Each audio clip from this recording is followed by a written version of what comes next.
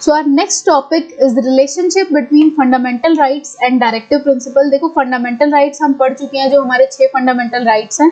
Directive principles अभी हमने previous video में पढ़े हैं कि डायरेक्टिव प्रिंसिपल्स क्या होते हैं, जो कुछ गाइडलाइंस है गवर्नमेंट जो है उन गाइडलाइंस को इम्प्लीमेंट कर सकती है, बट अगर वो नहीं भी इम्प्लीमेंट करी तो भी they are not legally enforceable. That is लोग जो हैं कोर्ट के पास नहीं जा सकते उसे ये कहने के लिए कि गवर्नमेंट इन डायरेक्टिव प्रिंसिपल्स को इम्प्लीमेंट करे। ठीक है, बेसिकली तो यही कहने का मतलब है।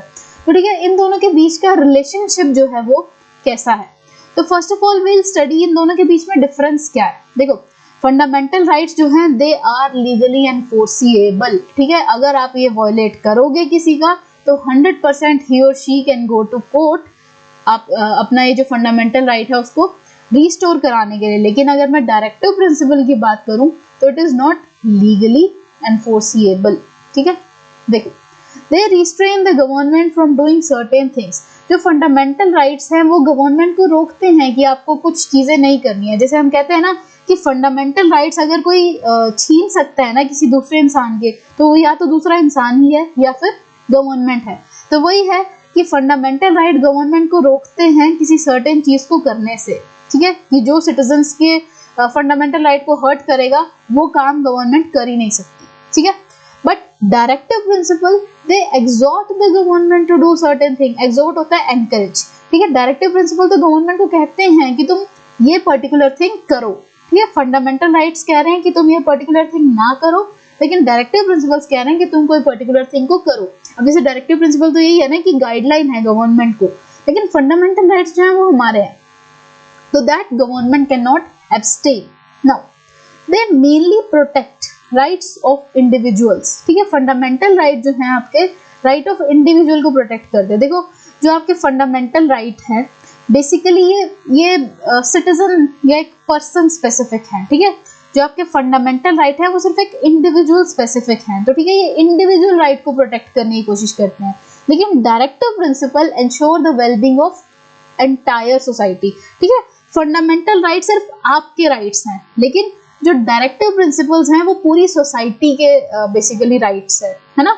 तो basically fundamental right is individual specific, लेकिन directive principle is society specific. ठीक है, सोसाइटी के लिए, होल सोसाइटी की वेलबींग को इंश्योर करते हैं। तो ये तो हो गया एक जनरल डिफरेंस इन दोनों के बीच में कि फंडामेंटल राइट और डायरेक्टिव प्रिंसिपल्स में फर्क क्या है। ठीक है, लेकिन अब अगर हम बात करते हैं, क्वेश्चन है एक बहुत ही लैंडमार्क वाली जजमेंट है, ये आपकी बहुत इंपॉर्टेंट जजमेंट है। ठीक है, देखो एक डिस्प्यूट था, ध्यान से सुनना। When the government intends to implement directive principles, it come into conflict with fundamental rights of citizens। कि जब भी गवर्नमेंट DPSP यानी directive principle of state policy को इम्प्लीमेंट करने की कोशिश करती है ना, वो कंफ्लिक्ट में आ जाती है with fundamental rights of citizens. कैसे? बहुत ही एक इंटरेस्टिंग सी ये केस है। देखो, when the government pass the law to abolish zamindari system, these measures were opposed on the ground that they violated right to property। तो अब देखो हमने कहा था ना, देखो डायरेक्टिव प्रिंसिपल्स में मैंने आपको पीछे पहले ही बताया था कि डायरेक्टिव प्रिंसिपल के अंडर आपका जमींदारी सिस्टम भी आता है, ये वाला, ये देखो। ठीक है, our government try to give effect to directive principle like zamindari abolition bill, ये आपका डायरेक्टिव प्रिंसिपल का पार्ट था।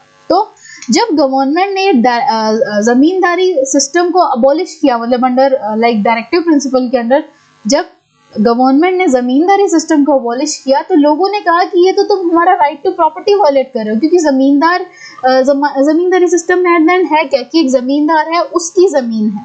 ठीक है, तो अब कहने को वो तो उसका राइट है कि उसकी प्रॉपर्टी है उस पर। ठीक है, वो जमींदार की प्रॉपर्टी है, और अगर आप जमींदारी सिस्टम को अबॉलिश कर दोगे तो जमींदार से तो उसकी प्रॉपर्टी छीन जाएगी। तो कहने को उसकी एक ये जो पॉइंट था ये बहुत रेलेवेंट था कि तुम तो हमारा राइट टू प्रॉपर्टी अबॉलिश कर रहे हो। सो the government amended the constitution keeping in mind the societal needs which were greater than the individual interest। अब देखो गवर्नमेंट ने कुछ ऐसा गलत नहीं किया था, उसने अपनी तरफ से वेलबींग को इंश्योर करने के लिए ही ये पर्टिकुलर जमींदारी सिस्टम को हटाया था कि सोसाइटी की नीड्स ज्यादा बढ़ी हैं ओवर दिस जमींदार, कि जमींदार इतना सारा लैंड हड़प के बैठा है। अगर हम इस लैंड को सीज करके गरीबों में बांट देंगे तो ऑब्वियसली वो गलत तो नहीं है, तो अच्छी चीज है, ठीक है। तो और उस टाइम पे देखो गवर्नमेंट भी इंदिरा गांधी की थी और इंदिरा गांधी थोड़ी लेफ्ट ओरिएंटेशन की थी, जिस वजह से वो चाहती थी कि चलो ठीक है गरीबों का भला हो, ठीक है। तो इस वजह से गवर्नमेंट ने तो सोसाइटल नीड्स को देखते हुए उस कॉन्स्टिट्यूशन को अमेंड करके जमींदारी हटाई थी ना। लेकिन जमींदार के, बट अगर मैं जमींदार का केस देखूं, जमींदार भी तो अपनी जगह गलत नहीं है ना, क्योंकि उसकी तो वो पर्टिकुलर राइट है और उसका राइट टू प्रॉपर्टी उससे आप छीन रहे हो अगर आप उसकी प्रॉपर्टी को जब्त कर रहे हो। तो देखो इससे बहुत एक लॉन्ग सा ना लीगल बैटल बन गया। तो ये चीज मतलब फिर कोर्ट में चली गई, ठीक है। कोई भी चीज लीगल कब बनती है, जब वो कोर्ट में चली जाती है।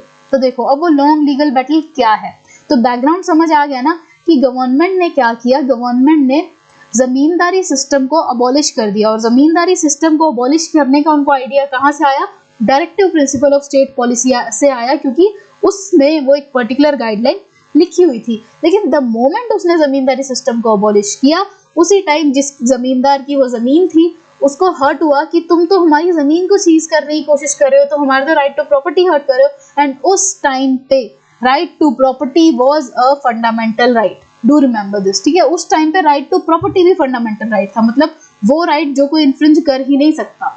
तो देखो the government claim that rights were a hindrance to welfare of people. तो गवर्नमेंट ने क्या अपनी जस्टिफिकेशन दी कि जो राइट्स है ना, ये ना काइंड ऑफ हिंड्रेंस है, कि हम लोगों का वेलबींग इंश्योर ही नहीं कर पा रहा है अगर हम राइट्स को देखते रहे। क्योंकि यहाँ पे भी तो देखो अपना जो जमींदार ने डिफेंड इसी नाम पे किया ना कि आप मेरा राइट टू प्रॉपर्टी ले रहे हो, और वो क्या है, एक फंडामेंटल राइट है। तो गवर्नमेंट ने कहा कि ये जिनके राइट है ना, इन्हीं की वजह से इनको वेलफेयर नहीं देख पा रहे हैं हम लोगों का। लेकिन कोर्ट ने कहा that fundamental right was so important and sacred that they cannot be limited even for the purpose of implementing directive principles। तो एक ये बहुत ही जेन्युइन इन्होंने स्टेटमेंट दी कोर्ट ने कि चलो व्हाटसोएवर जो भी तुम मानते हो कि राइट तुम्हारी हिंड्रेंस है in case of wellbeing of citizen, but इसका मतलब ये नहीं है कि आप एक डायरेक्टिव प्रिंसिपल को लगाने के लिए फंडामेंटल राइट्स को ही वॉयलेट कर दोगे या इन्फ्रिंज कर दोगे, ऐसा नहीं कर सकते। डायरेक्टिव प्रिंसिपल इज सेकेंडरी, लेकिन fundamental rights of citizen is primary. क्योंकि आप प्रेएम्बल में भी देखोगे तो वो यही है, we the people of India, ठीक है। लोगों को ही अथॉरिटी बताई गई है, और लोगों की अथॉरिटी छीन रहे हो अगर आप फंडामेंटल राइट्स उनसे छीन रहे हो तो, ठीक है। तो एक बहुत ही कॉम्प्लिकेटेड डिबेट आपकी शुरू हो गई between courts as well as parliament, ठीक है। क्यों? क्योंकि पार्लियामेंट ने क्या किया था, कॉन्स्टिट्यूशन को अमेंड किया था, लेकिन कोर्ट जो जजमेंट दे रहा था वो अगेंस्ट पार्लियामेंट थी। तो दोनों के बीच में एक बहुत ही कॉम्प्लिकेटेड डिबेट शुरू हुई कि कौन सही कह रहा है। आपके हिसाब से जो भी पॉइंट ऑफ व्यू है, do tell me in the comment section. But actually जो इसकी जो थ्योरी थी वो बहुत ही इंटरेस्टिंग और इम्पोर्टेंट और बिल्कुल रेलेवेंट थ्योरी है आज के टाइम में भी। देखो, the government was saying that parliament can amend any part of constitution. तो गवर्नमेंट क्या क्लेम कर रही थी अपनी जो केस में कि भाई हम गवर्नमेंट है, हम पार्लियामेंट हैं, तो हम किसी भी चीज को अमेंड कर सकते हैं इन द कॉन्स्टिट्यूशन, क्योंकि कॉन्स्टिट्यूशन पे हमारी अथॉरिटी आ जाती है, क्योंकि हम लोगों को रिप्रेजेंट कर रहे हैं। बेसिकली उनका कहने का मतलब ये था कि हम तो कुछ भी अमेंड कर सकते हैं। लेकिन कोर्ट ने कहा that parliament can not make an amendment that violated fundamental right, कि अगर आप फंडामेंटल राइट को वायलेट कर रहे हो तो definitely you can not make an amendment, ठीक है। कि fundamental right are more important and sacred than your directive principles of state policy, जिसको आप वेलफेयर का नाम दे रहे हो। So this controversy was finally settled by an important decision in the Supreme Court in Keshavananda Bharati case. Very important, ये आपको अगर आप लीगली या अगर आप लॉ में जाने वाले हो ना, तो इस केस को रट लो कि इसमें क्या चीज कहाँ हो रही है या कैसे हो रही है, ठीक है। तो ये केशवानंदा भारती केस, देखो I am Bharati Kaushal and यहाँ पे भी केस का नाम क्या है, केशवानंदा भारती केस। तो ये 1973 की आपकी बात है, वेरी इंपॉर्टेंट, इसको बस रट लो, ठीक है। Mug this particular case up now. In this, the court said that there is a basic structure of the constitution that cannot be amended by parliament. तो जो आपके fundamental rights आते हैं, they are actually the basic structure of constitution, क्योंकि constitution ultimately people की authority को इस supreme कर रहा है। तो अगर आप fundamental right को ले रहे हो तो definitely आप उसके basic structure को छीन रहे हो, क्योंकि आप लोगों की authority छीन रहे हो। तो ठीक है, ये बहुत ही important judgment थी कि yes, courts जो हैं कुछ भी पार्लियामेंट जो है कुछ भी अमेंड कर सकता है एक्सेप्ट द बेसिक स्ट्रक्चर, जिसके अंडर आपके फंडामेंटल राइट्स कवर होते ही होते हैं। नाउ देखो, ये जो राइट टू प्रॉपर्टी का इतना बड़ा कॉन्सेप्ट चल रहा है तो उसके बारे में हल्की सी इंफॉर्मेशन दी गई है। Now originally it was a fundamental right, ठीक है, पहले जो है right to property was a fundamental right, we understand, but the constitution made it clear that property could be taken away by government for public purposes। तो अगर government ने जमींदारी system को abolish किया तो इट वाज नॉट रॉन्ग, क्योंकि constitution ने खुद भी स्पेसिफाई किया था कि प्रॉपर्टी जो है गवर्नमेंट ले सकती है इन केस पब्लिक वेलफेयर की तरफ उसने देखना है तो ठीक है। देखो इन 1973 मतलब जब ये केशवानंदा केस आया था सुप्रीम कोर्ट के पास, Supreme Court gave the decision that right to property was not a fundamental right। तो ये आपको पता होना चाहिए किस केस में कहा गया था right to property fundamental right नहीं है, या किस ईयर में कहा गया था, 1973 के ईयर में जब केशवानंदा भारती केस चल रहा था। सो इन 1978 the 44th amendment, very important, देखो 42nd अमेंडमेंट में हमने पढ़ा fundamental duties of the citizen को इंसर्ट किया गया था। 44th अमेंडमेंट के अंडर आपका it removed right to property from fundamental rights and converted it into simple legal right under article 300A। और मैंने आपको बिल्कुल स्टार्टिंग में डिफरेंस दिया है between ordinary legal right and fundamental right. तो ठीक है कि क्या हुआ था, फर्स्ट ऑफ ऑल 1973 में जब केशवानंदा केस था तब तो सुप्रीम कोर्ट ने कह दिया कि right to property fundamental right का पार्ट है ही नहीं, ठीक है। उसके बाद 1978 में उन्होंने फाइनली उसको एक सिंपल लीगल राइट बना दिया अंडर आर्टिकल 300A। और ये कौन सी अमेंडमेंट थी, 44th अमेंडमेंट थी। तो ये आपका टॉपिक बहुत इंपॉर्टेंट है अभी के लिए भी और आगे आने वाले टाइम के लिए भी। अगर आप लॉ की तरफ जाना चाहते हैं तो just mug this particular case या पर्टिकुलर टॉपिक अप कि लाइक आपको एक भी वर्ड इसमें मिस होना नहीं चाहिए। इनकेस अगर आप ये मिस कर दोगे ना तो आपको बहुत प्रॉब्लम आएगी आगे। तो अगर आपको नहीं समझ आया तो see the video again, but एक एक चीज को ध्यान से क्रिस्टल क्लियर जब हो जाओगे ना तब इस टॉपिक को छोड़ना, तो ठीक है।